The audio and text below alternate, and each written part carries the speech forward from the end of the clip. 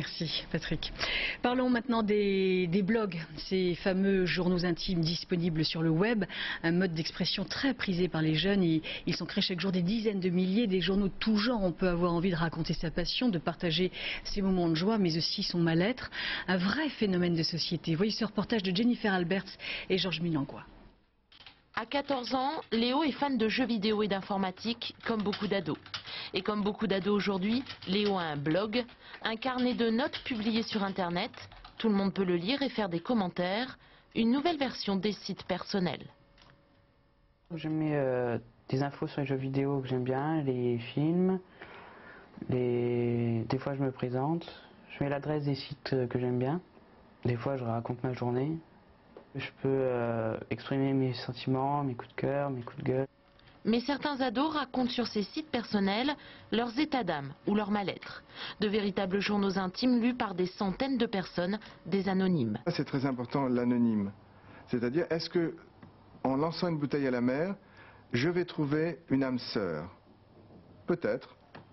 Les canaux virtuels d'Internet peuvent le laisser croire ou le laisser supposer. Et d'ailleurs, il y a des échanges autour des fameux blogs. Mais tout cela est loin de n'être qu'une histoire d'adolescents. 12 millions de blogueurs dans le monde, des dizaines de milliers de nouveaux blogs chaque jour. Pascal a créé le sien il y a bientôt 1 an. 2 fois par semaine, cette passionnée de cuisine partage ses expériences culinaires et met en ligne ses recettes.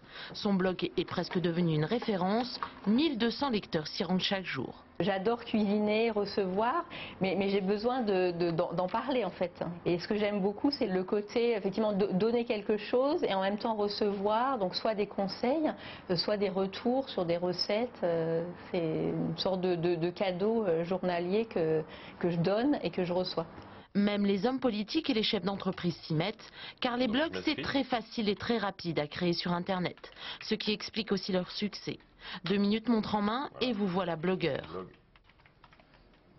Voilà. On est dans une société aussi où le type de contact que l'on souhaite, c'est précisément des contacts à distance et surtout où on garde la maîtrise.